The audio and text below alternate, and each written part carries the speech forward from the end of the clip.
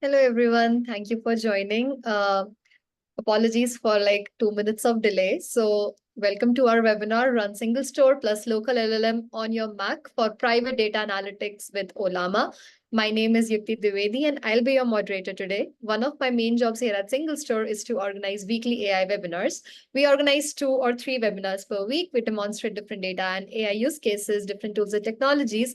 And also, I post about our upcoming webinars here and now. So, if any of these topics are interesting to you, please feel free to connect with me on LinkedIn to stay on top of the loop. Also, we would like to hear your feedback or ideas on topics that you would like to see in future sessions. So please feel free to connect with us and drop a message to me on LinkedIn. So speaking of future sessions, you can see that we have got multiple informative new webinar sessions coming up that are there on your screen. So feel free to scan the QR code, which will take you directly to the landing page. And on July 11th, we have how to build real-time AI apps on iceberg data. And then on July 16th, which is, I think, next week, we will have turn PPTs, CSVs, PDFs into AI accessible data with unstructured.io. Very interesting webinar. It's a must attend. And then later on, we have how to do full text search with SingleStore on July 17th. Everything is there on your screen. So feel free to click on the links to go to the landing pages. So if any of these topics are interesting to you, please RSVP right now, and I hope to see you all there. Coming back to today's topic, you're welcome to participate in the discussion throughout the session using the Zoom Q&A button, which is present at the bottom of your console. We have an internal mission statement to try to answer 100% of the audience questions, even if that means following up with people afterwards via email. But we're absolutely up to the challenge, so please ask away. Just make sure that you have logged into the Zoom with your actual name and email address, because we will not be taking up any anonymous questions. So moving on, I would like to announce today's raffle. We'd love you guys to have a dynamic experience during this webinar, so feel free to try out SingleStore notebooks. Anyone who tries it today will be entered for a chance to win either branded new AirPods or Meta's new Ray-Ban LLM smart glasses. It's absolutely your choice. Simply click the link that's present on your screen, and I will put everything in the chat as well. Just log in. It just takes a few seconds to create an account and do a trial. You may know that SingleStore has had a free trial offer for many years, but just in the past few weeks, we have also announced a new free shared tier, which we'll talk about a bit later today.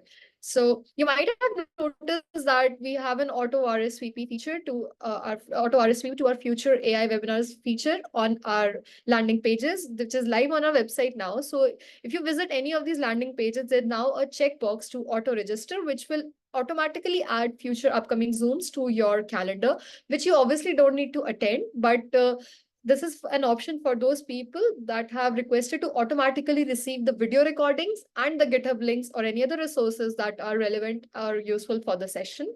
So moving on, please allow me to introduce our amazing speaker today. We have the real database expert joining us today. We have Akmal Chaudhary, who's a senior technical evangelist here at SingleStore and is a subject matter expert when it comes to databases and is a regular speaker at our weekly webinars. So I'm very happy to have you here, Akmal. The floor is now yours. Thank you. Great. Thank you very much, Yukti. And thank you all for joining. As I always tend to do, just check my phone here. So it's just 6:05 in the evening here in London. And so as you can see, for today's session, in terms of agenda, I'm going to keep it fairly short. And we do have some demos as well. And Yukti will post the links to the GitHub repo. I will make one sort of observation. So I presented a very similar webinar a couple of months ago. And so earlier today, I kind of tested my code just to make sure it's working. Obviously, as you do, as a presenter, it's important to ensure the environment and the code that you're going to show is fully functional. And it was broken. I thought to myself, I made the classic mistake of not pinning versions of libraries. Okay, I tell other people to do it, but I forgot to do it myself. But that's okay.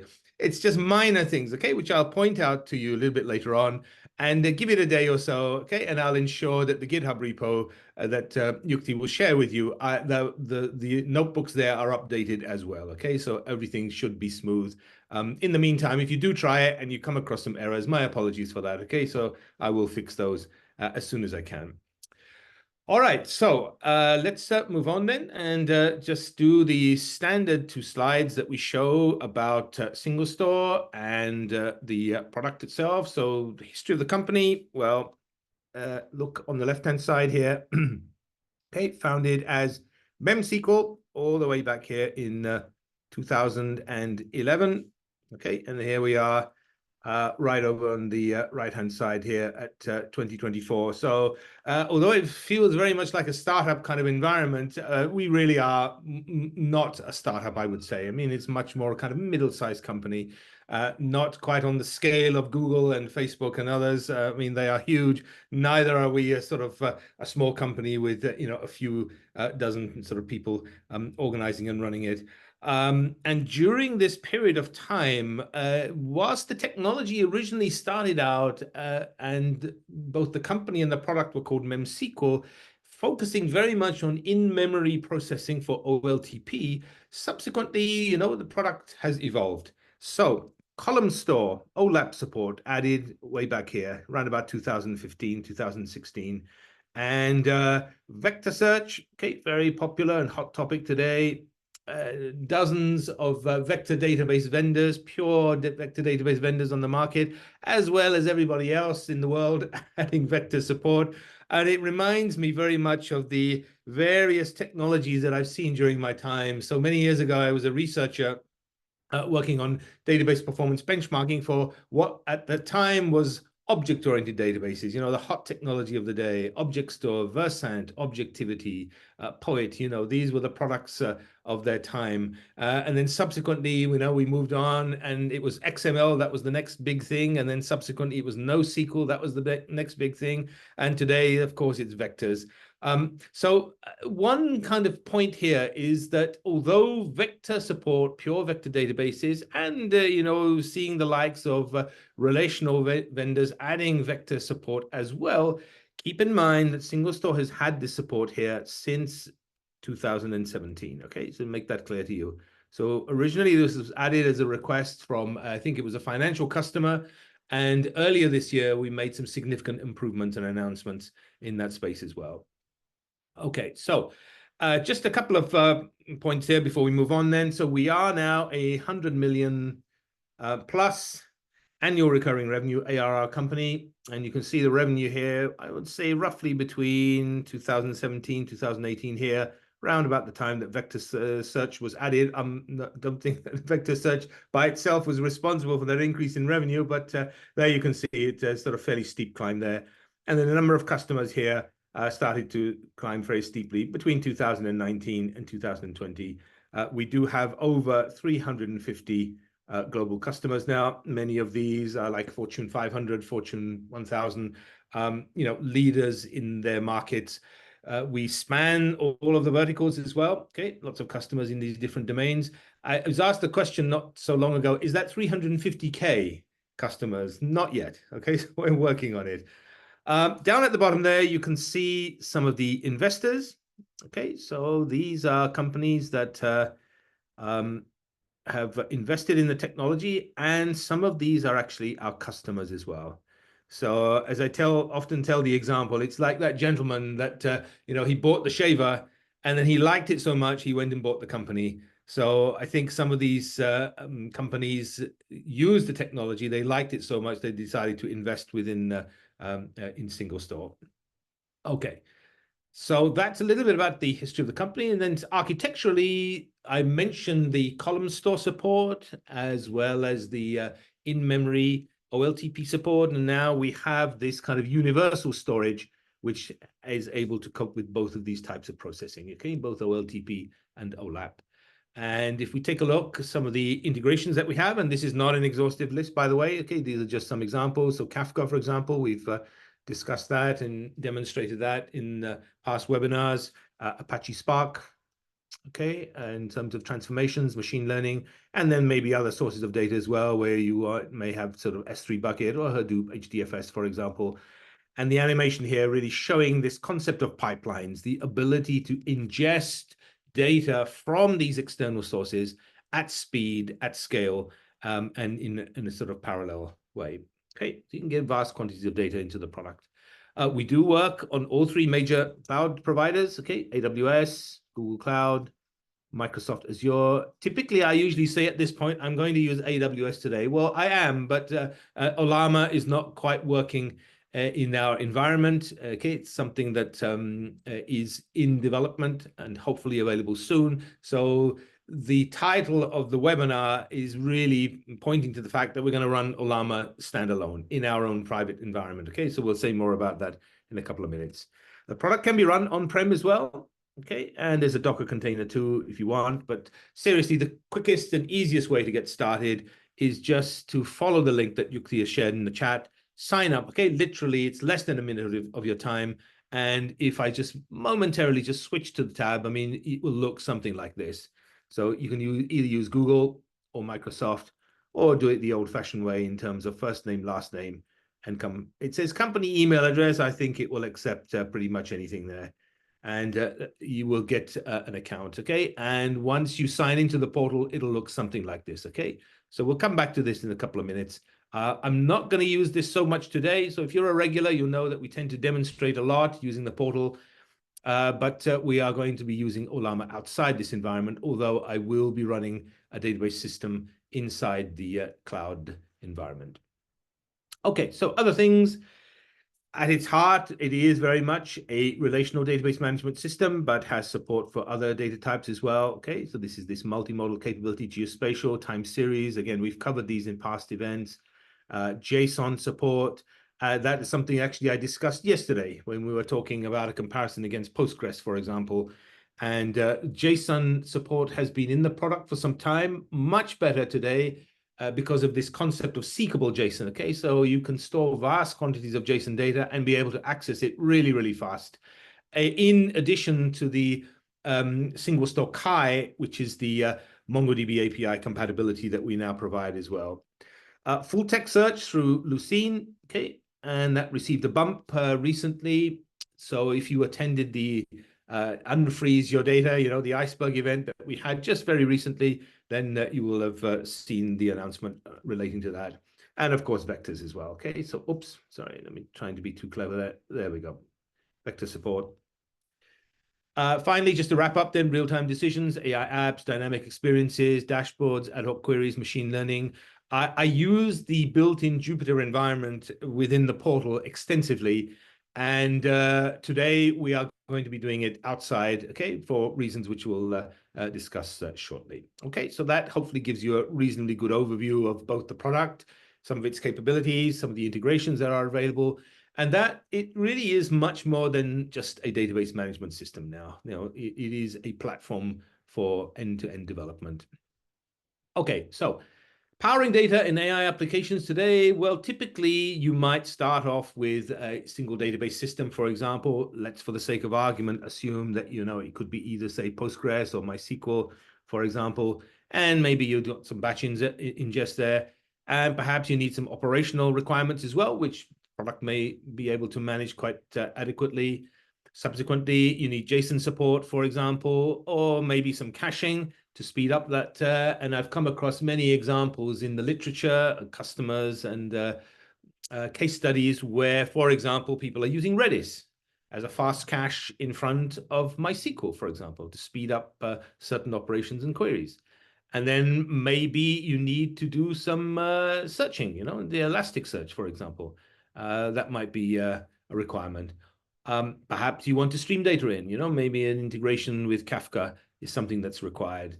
Perhaps some data warehouse capability. And here we can see, I think this is Snowflake as an example.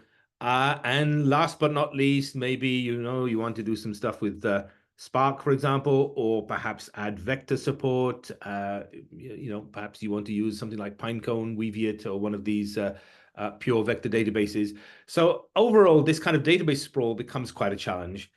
And the key benefit that SingleStore provides is its ability to really manage all of this. So we talked about the multimodal capabilities. So it'll happily do the batch ingest. It'll happily do the operational. And with all these third-party integrations as well, we've a Kafka connector. Okay, you can get data in very quickly. And through this pipelines feature as well, very, very easy. Literally, I mean, it's like 5 or 6 lines of code. Minus credentials. If you want to add credentials, you can do that as well. It becomes a little bit longer, but you can control that as well. And transactions and analytics. Okay, so this is really where the product excels. And Spark integration there as well. So we've got lots of possibilities there. And then just to summarize then, so again, this is not an exhaustive list, but just to show you some of the key technologies that if you do want to work with machine learning and AI, that there are excellent integrations with these technologies. As I said before, I've demoed Apache Spark a lot in the past.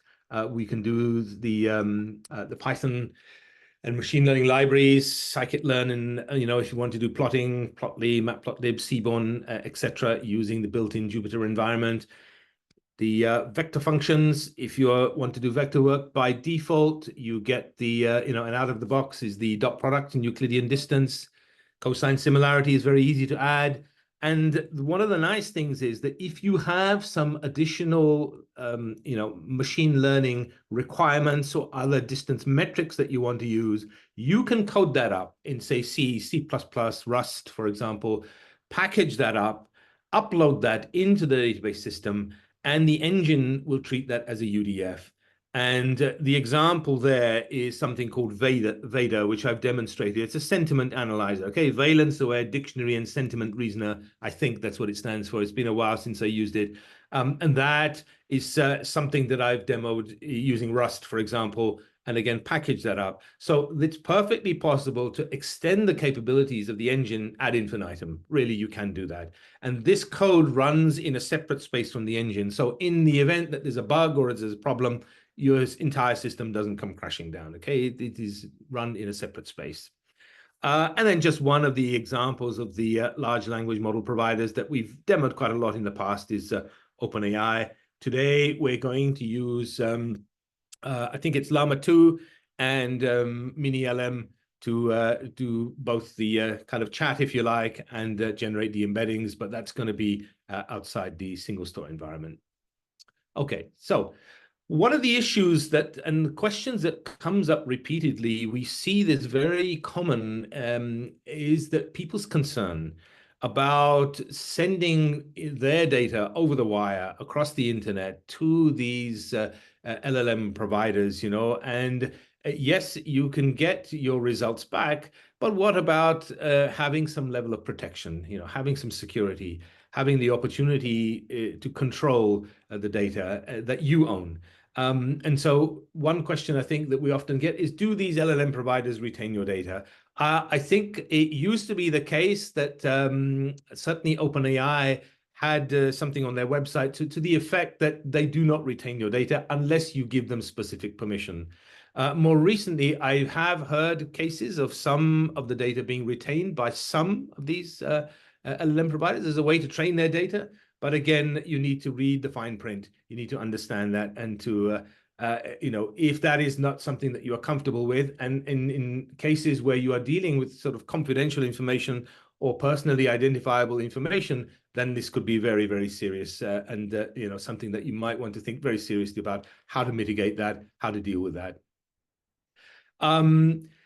One mechanism that is available is this ability, certainly in these cloud environments, is these kind of private subnets, okay, or creating sort of a virtual private cloud, for example, private link as well, another possibility, okay? So essentially, you've got some control, at least, that, stuff is not being leaked out to the world at large, that it is retained within some sort of controlled environment. That's a possibility. That's something to think about. And if you are working with one or more of these cloud providers that we talked about a little bit earlier on, then please see how they can help you in this regard. What is available? What are the models available? In the recent past, for example, we've demonstrated Bedrock, and I know that AWS provides some mechanisms as well. And then we probably want to talk to the other vendors. Microsoft, Azure, for example, have a very close relationship with OpenAI, for example, and therefore looking at some of these mitigation strategies that they provide, they give you some confidence in terms of your data and where it's being sent and not being leaked out to the world at large. So a little bit to say about the SingleStore portal. So and I've shown this before, and apologies, I don't have a definite update for you today, but it is in the works. And so we are planning to host and run these ML plus Gen AI models within our environment.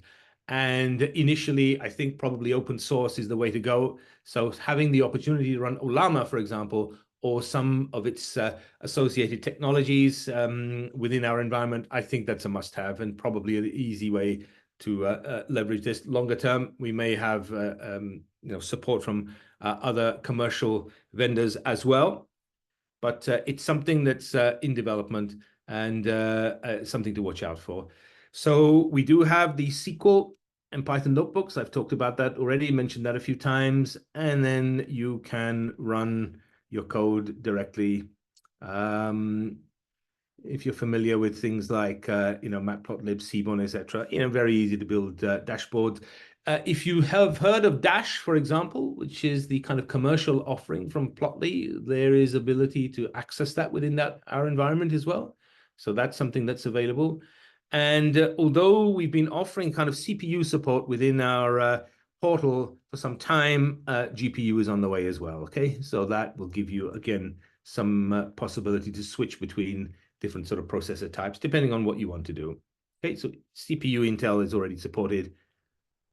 Okay, GPU is on the way.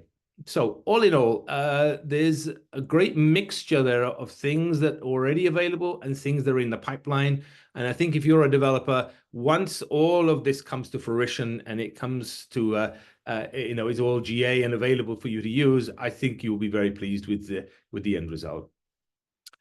Another thing that's worth mentioning, and this is kind of, again, giving you the ability to have some control of your data, is this ability to use this kind of hybrid cloud environment. So it is entirely possible to run part of your infrastructure on-prem, okay, as we have on this side, for example. And let me just try and divide that up there. And then you could have part of it also running in the cloud. We actually have some customers that do this today. And then using some of these technologies, such as Kafka, for example, as a means to be able to integrate these two together. So that is possible as well. And again, gives you some flexibility in terms of where you process your data and have some control of it, what's running. So if we look overall in terms of dealing and working with large language models, and where SingleStore can run. So certainly you can install SingleStore locally. Okay, that's entirely within your environment. You can work remotely, okay, where, for example, it's database as a service, it's running in the cloud, or the hybrid approach, which I just showed you a moment ago, that's possible. And certainly, again, as far as LLMs are concerned, there are means and ways that you can run this locally. Today, we'll look at Ollama, for example, as a way that you could do that. You can definitely do this remotely, as many of you have probably experienced and utilized yourselves in terms of accessing these APIs from these LLM providers in the cloud. So you can see that overall, really, the options there is pretty much everything and anything. All of these are possibilities. And again, it's a case of what is best for you, what fits your requirements in terms of your budget, your needs, your security, and the things that concern you and where you would like to run the code. Okay, so essentially you've got a lot of flexibility there. Okay, now let me shift to the demos, okay, and show you what I have installed locally. But first, before we do that, so I've shown you this, okay, so this is the kind of homepage, if you like, in terms of the portal. So it's undergone a bit of a facelift, as you can see. There's some slight changes there. So some of these options have been moved around, hopefully make it easier for you. But in this environment, as we've discussed before, in order to actually utilize anything, for example, the Jupyter notebooks, you do need to have a workspace running. And SingleStore uses this concept of workspaces and as a means to separate storage and compute, okay? So that is something that if, for example, you've used Snowflake before, that is something that they've been offering for some time. SingleStore does this as well for this kind of transactional real-time analytics environment as well. So very easy to do. Okay, go to deployments, for example, and you can create appropriate compute resources. currently, you can see here, if I scroll up a little bit, that I'm currently running something. So this is something that I had provisioned a while back, okay? Yeah, earlier today, and I've actually got a database attached to this as well. The reason for this is that I'm going to connect to this environment remotely, and I'm going to do so from a virtual machine that's running in my Mac environment. Okay, a little bit more about that setup very, very shortly. But it's easy to provision this. Okay, so just at the top here. Okay, so this is an environment that I'm sharing with colleagues. So I can just select this option here, new deployment. Okay, let's try and see this. There we go. And then this gives you the two sort of main mechanisms that you have available. The starter on the left-hand side here. Okay, if I select this, basically you can select the workspace name here by default. I mean, it's got this in there because my colleagues are sharing this environment with me, and they've been creating some starter workspaces as well. And call it what you want. Currently, the only cloud provider that we are using is AWS. Okay, this may change. We may be able to offer the other two main providers as well. And the only region available currently is this US East one, okay, North Virginia. And again, this may change in time as well. By default, you get a database created for you. And again, you can change that. So you can see here, it's picked up some of my first name there, and then allocated some kind of random sort of, what's that, 1, 2, 3, 4, 5, combination of letters and digits to the end there. Because it's shared, that's unique to me. Now, shared doesn't mean that anybody else can read and write my data. No, I mean, it's simply the way that this is configured in the cloud to make it extremely fast to provision. And literally, if I click this button here, okay, you'll see that it will provision this for me almost instantaneously. There we go. And if we take a look down here, you can see here that we've got this. Okay, there's the database that comes with it, and it's ready to go.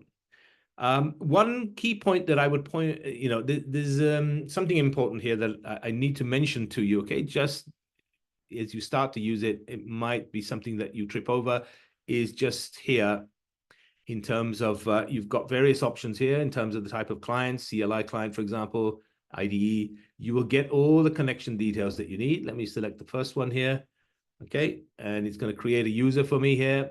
Again, I can change that. If it's something that's already created within the environment, it will tell me you can't use that. Okay, it's already in use. Create something else. That's fine.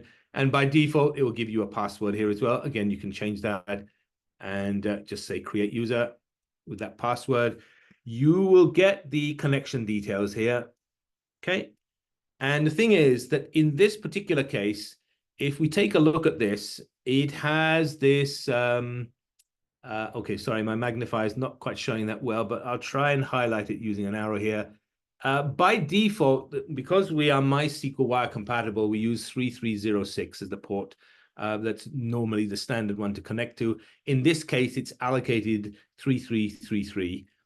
And from an external environment, you will need this kind of TLS SSL certificate, which you can download here. Okay, that's because, again, it's a shared environment. Okay, that's why. But just be aware of that. Okay, and again, connection details for various other technologies. So you get the host, for example, that long string, and the port number, and your user here. And first time that we are using this, it shows you the password. Subsequently, come back here, it's hidden. Okay, so make a note of that, and your database name. Okay, so this is a super fast way to get started if you wish to do so. Okay. Now, what I've done is, if I take a look here, the workspace that I showed you a little bit earlier on, okay, I called it Ollama, and I've got a database here called Ollama Demo. Okay, so this is using the standard workspace. So if you want some more fine-grained control, rather than just taking what SingleStore gives you for the free tier, if you want to configure it for yourself, you need a bit more processing power, a bit more memory, for example, you can do that. I tend to use the S00, which is like 2 virtual CPUs, 16 gigabytes of RAM. For the vast majority of my demos and my examples, that's perfectly adequate. But if you want to stress test, you want to push an application higher, you can double, triple, quadruple, whatever your requirements are. I think the ultimate is like over 3,000 virtual CPUs and something like 24 terabytes of RAM if you really need it. That is phenomenal, but that will burn through your credits very, very quickly. And by default, I think the link that Yukti provided for you, you get, I think, like $600 US dollars worth of credits to get you started. That's a great way. I've been with the company over 3 years now, and I have an account that I created around about the time I joined, and I still have credits today. So there you go. I mean, I've been very careful in terms of how I've used it. But what I've done in this environment, I've simply created in this cloud environment a database. And you can see here that what I've done is I've commented this out now in case I should run this again by mistake and it will just delete everything. But I did this a little bit earlier on, and you can see I've got a couple of SQL statements here as well that let's just highlight that for you. Okay, so I'm just using this particular database and then just running the show tables and so on. Okay, we'll come back to this in a moment.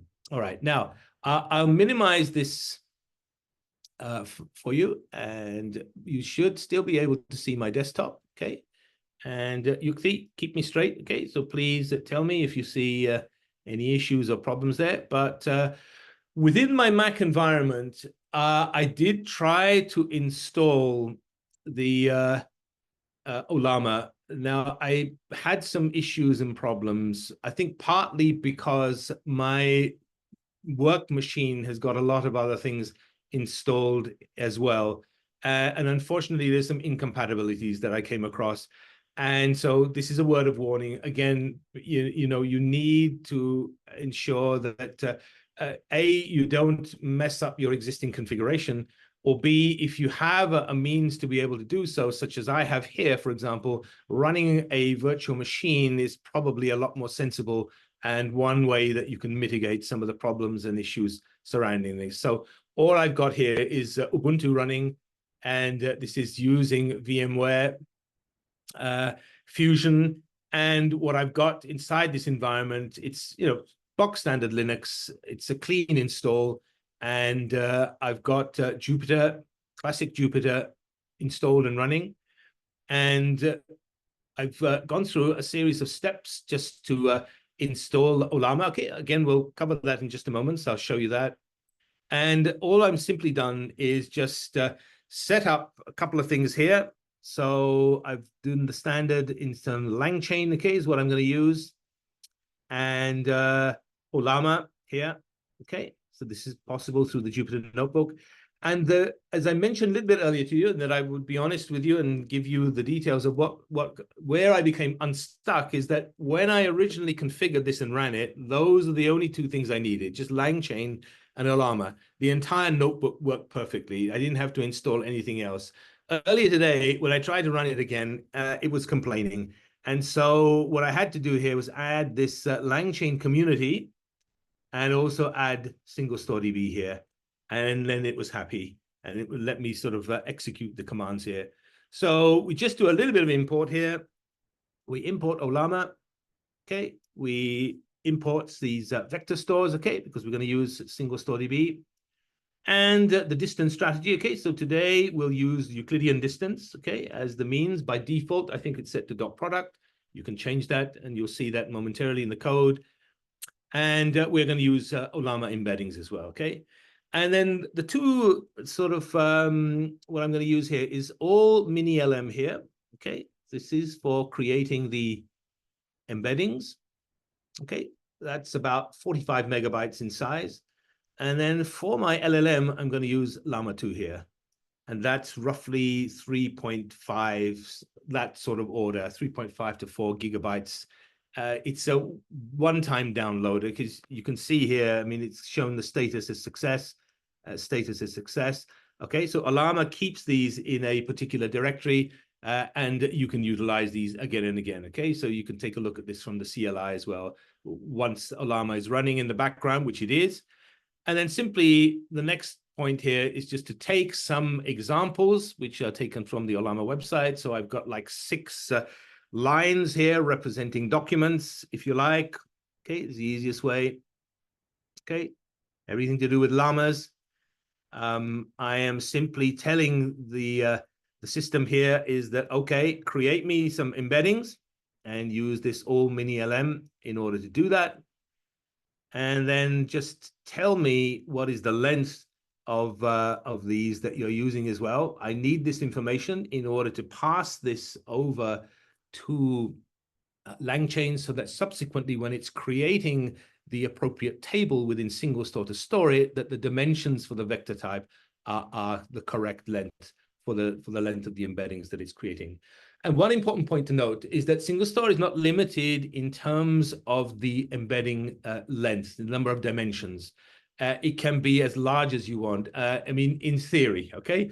Ultimately, of course, I mean, storage space and things like that, those kind of considerations will be important to you. And potentially you could have thousands and thousands of dimensions. I think typically for OpenAI, it's like 1536. I think for all this mini LM, we'll have a look at this momentarily as well. It's a lot smaller than that, but it's sufficient for creating these embeddings from those kind of 6 lines representing 6 different documents.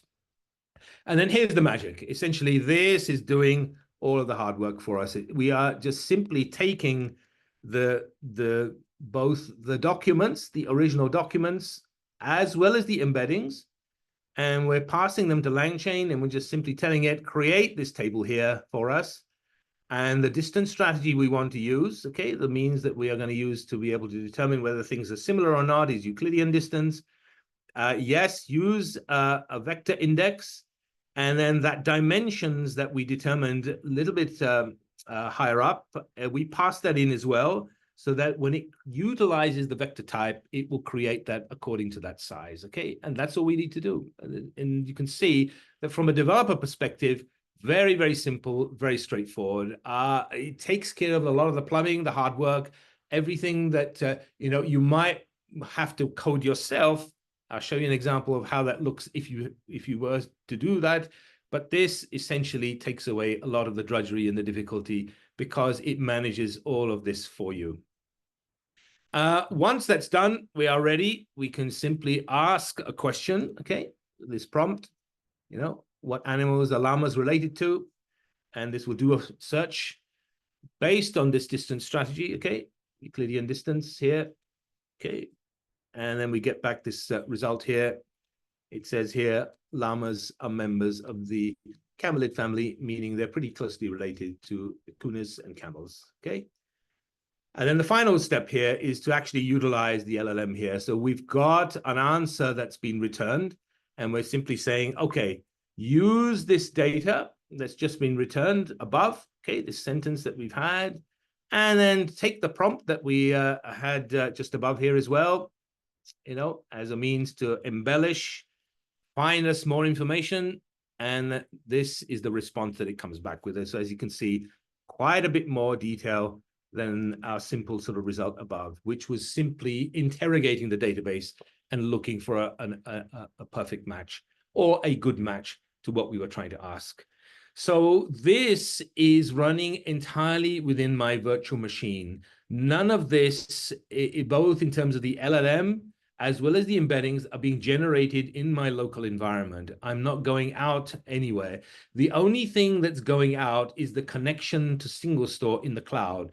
I could have SingleStore running within my VM as well, but I'm challenged there because I've only got so many resources. I've given half of my memory, half the CPUs to my virtual machine. And, that's at the moment, I mean, you're not standing next to me. You can't hear the fan whirring for my laptop, but this is an Intel machine. And the reason I didn't run this in front of you is it does take a little bit of time, okay? So it works, but we're given more resources, more memory, more processors, better processors, let's put it that way. I'm sure the results will be a lot faster, okay? So we don't have time for you to go and make a cup of coffee and for you to wait for the answers to come back. But it works. That's the key point, okay? And this is simply an example demonstrating how we could utilize this, okay? So pluses from this. Running Ollama is a piece of cake. Utilizing LangChain is awesome, takes away a lot of the plumbing, the hard work, runs entirely within my local environment. I have no security concerns or issues. If I'm working with confidential data, it's entirely within this environment, okay? And the connection up to SingleStore in the cloud is secure, okay? It's SSL. And then let me just show you a quick example here. Again, keep an eye on the time. That's fine. We're doing well. So this is an alternative example to try and achieve exactly the same thing here, but without utilizing LangChain. So very similar kind of setup here. Again, a couple of libraries that we need, and then just importing these here. As you can see, I'm using the same two here. So I'm using the mini, okay, or mini LM, and I'm using Llama 2. Okay, there we go. Exactly the same set of documents there, but look now at the amount of extra work that I've had to do in terms of preparing this. So a lot more code here. So in order to store these embeddings, I have to ensure that by default, SingleStore expects the vector type to be floating point 32-bit. I've had to convert those to ensure that that is what's actually going in. Otherwise, it generates an error. And then I'm simply picking up the connection details from my environment, okay? The GitHub link that Yukti will provide to you, there are links to 2 articles that discuss both of these examples. So one shows you how to do it in LangChain, the second one using this sort of pandas approach. And then again here, you can see that I have to create the table here myself. I've got to issue a SQL statement here in order to try and replicate what LangChain is kind of doing for me. And I've done my very best here to do the same thing. And again, you know, determining the number of dimensions that we need here and assuming the default of 32-bit floating point for this vector type that we have here. Okay. And then essentially just loading the data up there using this df to SQL. And it tells me just below here that it's saved 6 rows here. Okay. Just below. And then here, adding an index as well, which again, LangChain would take care of for me. So this is just altering the index. And this is the bare minimum, by the way. The indexing has lots of options and lots of possibilities. The documentation contains examples of this. What I've told it and what I'm trying to do is to replicate what LangChain did, again, using this Euclidean distance for the distance strategy, the metric type. And then down here, finally, asking the same question again, as we did with the previous one, what animals are llamas related to? And again, notice the amount of code that I've had to write just below here in order to kind of do exactly the same thing. Quite a bit of code there. And there I'm using the infix notation for this, which is Euclidean distance, okay? If it was an asterisk, that would be dot product. And again, getting the results back. And finally, we see that indeed we get the same answer back as we did in the previous example. And then utilizing the same approach here just below to send that along with the prompt to the LLM and then getting its response back, which is very similar to what we saw in the previous example. So the key takeaway from here is that, yes, you know, without using a framework such as LangChain, we can achieve the same results. But A, it's a lot more code to write, and B, in terms of maintenance and you know, trying to adjust and amend it for future requirements, it may be very brittle. So it's certainly doable, but I think I know which option I would prefer. Okay. So this is essentially what we've been able to achieve here. Okay, so let me try and bear with me one moment. And okay, let me just suspend this. Okay, this down.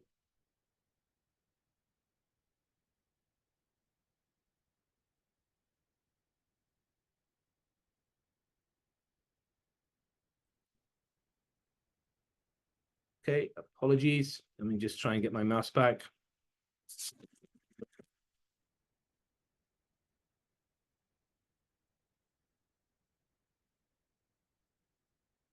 There we go. And so here, let me just make this a little bit bigger for you. Okay. So with this is back in the cloud then, okay? So remember, I've got two tables now. So one was created by LangChain and one was created by the Pandas approach. So if we just say here, okay, just run, make sure we are within that database, that's fine. Show me the tables, what do you know about? And if we take a look down here, okay, we can see that we have these two tables here. This was the LangChain one, and this was the Pandas one. And we can take the opportunity to just describe what's the structure of these. So let's look at the LangChain one, for example. So remember, this is automatically created for me using LangChain. So it assigns a unique ID here. The content itself, okay, that's the text. There's the vector, okay? And then if we take a look at this, you can see here, there's 384 dimensions. That was the all mini LM was using, floating point 32-bit. And then there's some metadata here as well. So it's done this all for me behind the scenes. If we take a look at the Pandas approach, let me just run this. Remember, I tried to kind of simulate and do the same thing. Well, I've got nearly everything there. I've certainly got the ID. It's fine. I've got the content. I've got the vector. And here again, I've tried to simulate that. So we've got exactly the same dimensions. And by default, it's 32-bit floating point. So that's fine. But notice there's no metadata created here, although I suppose I could have added that. In terms of indexes, then let's take a look. If I ask and query the indexes, here it will show me that there is a vector index that is created here. Okay. And let me just move my zoom controls so I can scroll to the right here. And if we take a look here, you can see that the index type is a vector index.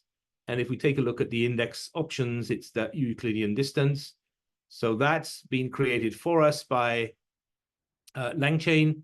And again, if we take a look at the other table as well, very much the same thing here. I've got a vector index here. And let me just take a look here. So we can see this and we can see this, okay, distance strategy. And then if, in case you're just wondering, we could do a select and take a look at what's actually stored. Okay, and given that there's only 6 rows from, let's take a look at LangChain docs. No need to limit this. We'll just return everything there. Okay, there we go. Okay, so here you can see that it's a unique identifier has been assigned. There's the content. Okay, so this would be those documents, if you like, and then take a look at this. Okay, so this is the kind of internal representation of what those vectors are. Right, it's not human readable. Metadata currently is blank here. It's what it's stored as, and we could do the same actually for the other one as well. Let's take a look at that. Just run this. And there we go. So again, very much similar. This is auto-generated IDs. And then we've got the individual documents there stored along with the vectors, which in this case, again, not human readable here, although we could change that. Okay, it just depends how we store it. So there we go. Okay, so key things then. Ollama, great for local LLM deployment. Run LLMs like Llama 3 locally on macOS, Linux, Windows with GPU acceleration. Okay, when you install it, it will check to see whether you have a GPU or not. Wide model support. Okay, take a look at the website. Take a look at the GitHub repo for this. It's improving and enhancing all the time. So you'll see there are popular models that they have already, and they are continually adding them. Customization integrates with popular frameworks, as you saw. Very easy to use it with LangChain. If you use others, such as Llama Index as well, check it out. That's, I think, going to really help you. And then this is really just a simple set of steps that I use to set it up. So in my case, for example, I used a virtual machine, okay, or you could use a virtual environment. All I needed to do was just make a note of my password and host from my cloud environment, which you saw. I was able to tell you where to get that information from. I needed to create the database on the SingleStore side that I did already a little bit earlier on. And then I didn't have to run through this. So I already had Jupyter installed, but essentially the classic notebook. And then this one line here within my Linux environment was sufficient to install Ollama for me. There is an equivalent set of commands if you're working in Microsoft Windows, for example, or if you want to use, say, Homebrew on a Mac, it will do that for you as well. So as I said, I had some problems with Mac simply because my Mac environment is a little bit unstable from time to time, just because of installing, uninstalling things. Things get broken occasionally. And so, putting inside a virtual machine was a lot easier for me, simply because I can roll back the changes. I can take snapshots. These are all very, very useful for this environment. And then the only other thing that I needed to do was just within my Linux environment, I just did an export. Okay, so this is just something that gets picked up then by LangChain. So what I simply needed to do was the password, just insert that there, and the host name, that long string that you saw there, and that just is within the environment itself. Okay. And then just launch Jupyter Notebook. So summary. So what I hope you've come away with this from today is that A, you can install something like Ollama locally. You can utilize this kind of open source, these various models that are available both for creating embeddings and for using a large language model within your environment. One thing to be aware of, it is very tempting to download these models, and all of them, or many of them. Keep in mind that some of them are very, very large. My environment is just sufficient to be able to run Llama 2. Any bigger, and I think there wouldn't be sufficient memory or resources to be able to do that. So keep that in mind. Pick your models very carefully, okay? Do your research, do your homework. But apart from that, installing this locally, utilizing it locally is a piece of cake. It is very, very simple and straightforward. And this is coming to SingleStore soon as well. So we will offer Ollama capability within our environment, so you can choose appropriate models, you can generate embeddings from them, and then you can utilize. And then, as I said before, GPU support is there as well, coming in as well. So hopefully that will speed up the processing for certain operations for you. But hopefully that's been useful for you. And so benefits of local, greater control and privacy. This is, I think, something that will give you a lot of confidence in terms of you have full control of all of this rather than relying upon anybody else. Prevent unauthorized access or data breaches. It's cost effective. Everything you saw today, certainly as far as Ollama and the models I'm using, is free. Okay, open source.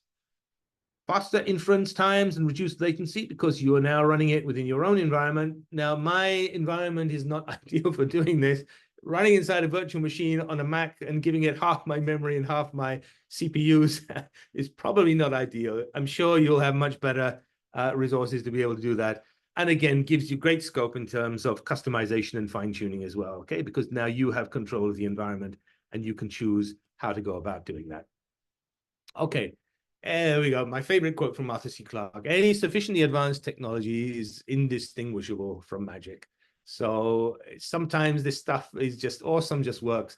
The LangChain example, as you see, as you saw a little bit earlier on, a lot of the plumbing, a lot of the hard work, the legwork, essentially the framework handles that for you. And from a developer's perspective, that's great. Saves you enormous amount of time and effort in terms of having to deal with the issues of writing and accessing the database system itself. Once you've given it enough information that it needs, and by the way, it's very configurable as well, okay? There's more or less you can configure. I just showed you effectively what was the bare minimum that I needed to do to demo this today. It will work really, really well. And with that, I'll hand back to Yukti, and we'll just show this. And again, enough time for a few questions.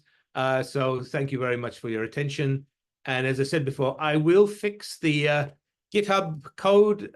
I'll test it again locally, okay, just to make sure that it is something to do with the versions of the libraries. If so, I'll try and pin those, or at least update the notebook so that they work as of today. But over to you, Yukti. All right, thank you so much, Akmal. So just quick notes before we start the Q&A session. So we have amazing webinars coming up for whoever joined late. So the links are available on your screen. And on July 11th, we have how to build real-time AI apps on Iceberg data.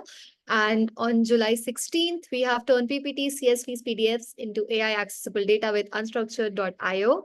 And I think the slide is not exactly updated. I'm very sorry about it, but like we have one more amazing webinar on, I think, July 16 that says how to do full text search with SingleStore. I will put everything in the chat. And thank you so much, everyone, for attending. It's time for the Q&A session. So we actually have a lot of questions that are coming up. So just, quick notes before I announce today's raffle winner and we move forward with the Q&A session. Please feel free to sign up during the meantime as you have watched the session. And thanks so much for your attention. So Akmal, let's start with the Q&A session now. Yeah, go We ahead. have one question from Tirumala Rao. She says, when do you, oh, sorry, this is like a question regarding hiring. So she says, when do you hire machine learning interns globally, like remotely? So I think we can say that she can connect to the team on LinkedIn, like Yes, kind we of. do have programs for interns, as do Yeah. many other organizations as well, particularly over the summer, for example. That's a kind of quiet time in terms of teaching schedules. So yeah, so I think just reach out to us there. So Yeah, just reach out to like the relevant folks that you see on LinkedIn, and if they will have something, they'll definitely get back to you. So we are always looking out for, like people that would be passionate for working with us. So moving on to the next question, we have a question from Raymond Hunter. They say, how complicated is it to develop a single app on Ollama and then transitioning it into production? Oh, I would say it's very easy and straightforward. I think the key thing to know is that what Ollama gives you is the ability to work with these embedding technologies and these large language models, and then just, it's entirely up to you what you want to do with those. So in my particular simple example there, I just use the Jupyter Notebook, for example. I created a set of embeddings from 6 very simple sentences, which I in quotes, could be treated as docs. These could be much larger, of course, okay? But for the sake of brevity and just for time, I picked something small, which is available from the Ollama website. And you saw that it is very easy for me to create the embeddings, store them in my database system, ask a query, okay, prompt, and then get a response back. And then again, use the LLM locally to embellish that, give me more information about that. And it delivered that in my local environment. Now, if you want to kind of package this up, let's say you want to build something out of Node.js or Vercel or something like that, you can do that. We have colleagues that work at SingleStore, for example, who build these on a regular basis, and we have examples of those as well. So it is very straightforward. I mean, at the end of the day, I think what this shows you is this kind of retrieval augmented generation, RAG apps, okay? And there's a variety of ways you can deliver them. It just so happens that I'm a fan of Jupyter simply because it's very forgiving. It allows you to try stuff quickly. If you make a mistake, just go back, take a look, fix it, and then rerun the cell. And so what I would say, I mean, it's very easy and straightforward, I would say, but have in mind what it is you want to achieve. What are your ultimate goals, and what is the thing that you're trying to do? Are you trying to run something faster? Are you trying to be more competitive? Is it something that you want in terms of offering a new product or service, for example? Once you've clarified that and understand that a little better, perhaps, getting to the actual technology stack will be a lot easier as well. All right, so we have a question from Carlos. Yeah. We say that how can I scale the local LLM to handle the larger data sets? I think there's a typo in the question. So yeah, I hope Larger I data covered set. Yes, that's a great question. So you saw my environment, not ideal. Okay, I mean it works. Okay, this is a demo, but what I would say is that within generally corporate environments, and I have worked for many companies over the years, big and small, for example, that you probably need to have some larger resources, both in terms of compute power and memory, for example. So if you want to work with some of these larger models, yes, you will need additional resources to be able to do that. But the key point here is that generally within organizations, and I remember the very first job that I had working for Reuters, there's a kind of an entire server room in the basement of the building where you've got loads and loads of resources that are running. I know we kind of tended to move away from that to the cloud, and a lot of organizations have given up these kind of clean rooms and server rooms, and everything is in the cloud now. But locally, if you have those resources or you can provision those resources, you need to check to see in terms of memory usage and CPU and so on, what will be satisfactory to be able to give you relevant performance for that. More is better, okay? GPUs galore, memory galore, those will be much, much better. Right. So there's I think we are at the top of the hour, so I'm very sorry if we can't take up more questions. We just have one more question from Carlos. They say, how can I integrate LLM into my existing data workflows? If we can just make it very quick. Sorry, Yukti, could you repeat that? How can I integrate LLM into my existing workflow? Into the existing workflow? That's a great question. So I think we're at the stage now where a lot of good tools are starting to come out, where you're starting to see IDEs as well that are adapting to the ability to integrate with these LLMs and embeddings and so on. So in my case, for example, you saw that I did it a little bit crude way. It's very much a hands-on approach. But having an IDE, check to see what your favorite IDEs sort of offer these days. There are some specific ones, I think, focus much more around machine learning development, for example. I would have a look to see there. And then you should be able to access the capabilities of these LLMs without having to go through all the steps that I went through. Simply, it's point and click, write your code, be able to access the relevant APIs, for example, or make the relevant calls, get the results back and process them. And typically you'll need to have these running somewhere, and Ollama is a great way to be able to do that for you. Have a background process that's running and have access to these elements. In this particular case, you saw I'm only using two: one to create the embedding, which is the mini LM, and then Ollama 2 for the actual sort of main LLM that I was using. All right. Sounds good. So I think we are done with the questions as of now. Thank you so much, everyone, for attending. We will announce the raffle winner by the end of the day via email. So stay tuned for that. And thank you so much, everyone, for joining, and have a great rest of the day. Good evening, good morning, wherever you are. Thank you so much for your attention. And thanks, Akmal, for the webinar. Thank you so much. Bye-bye. Thanks, everyone. Bye-bye.